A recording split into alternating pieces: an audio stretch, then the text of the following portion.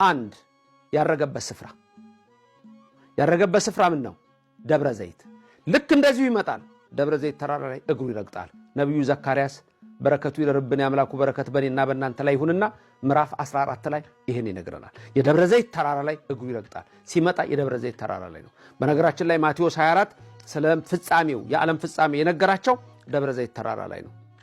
አሁንም ያረገው ደብረ ዘይት ተራራ ላይ ነው። ተመልሶ የሚመጣው ይህ ወደ ሰማይ ሲወጣ ያያችሁት ወከማሁ ካዕበ ይመጽእ፣ ልክ እንደዚሁ ይመጣል። ካዕበ ይመጽእ፣ እንደገና ይመጣል። ዳግም ምጽአት። ስለዚህ ደብረ ዘይት ተራራ ላይ ይመጣል።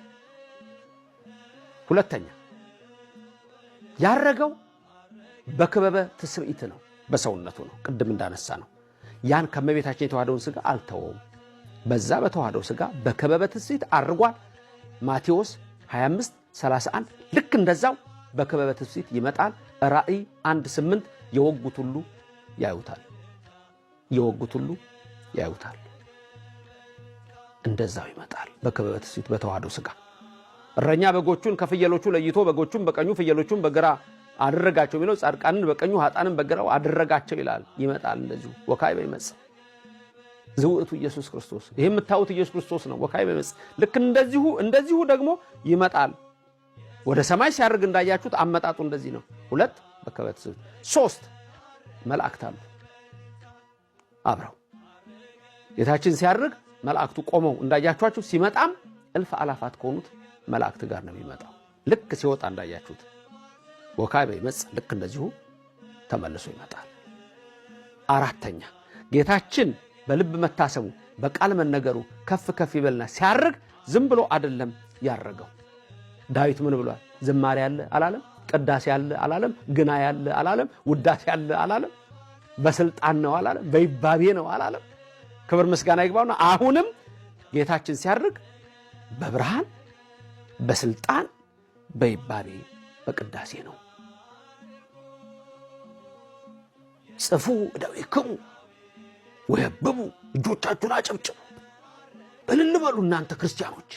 ንጉሳችን አረገ፣ እግዚአብሔር አረገ፣ መድኃኒታችን አረገ፣ የሞትን ድል አድርጎ የተነሳው አረገ። ዘምሩ ከዳዊት ጋር ክርስቲያኖች ዘምሩ። ኢየሱስ ክርስቶስ ሙትን ድል አድርጎ የተነሳው ነው። በእምነት ብዙ ነገሮችን ምድር ላይ እዩ። ብዙ የእምነት መስራቾች ሞተዋል፣ አልተነሱም። መቃብራቸው ከተገኘ አጥንታቸው አለ። የኛ አምላክ ኢየሱስ ክርስቶስ አምላካችን አረገ። እግዚአብሔር በይባቤ አረገ። ወእግዚእነ በቃለ ቀርን፣ በመለከት ድምፅ ነው ያረገው። ዘምሩ ለአምላክነ ዘምሩ ለንጉሥነ ዘምሩ። በብርሃን በስልጣን በቅዳሴ በይባቤ በግናይ በዚህ እንዳረገ ዳግም ሲመጣም በስልጣን ይመጣል። እንደዚሁ በብርሃን ይመጣል። እንደዚሁ በመላእክት ቅዳሴ ይመጣል። በግናይ ይመጣል።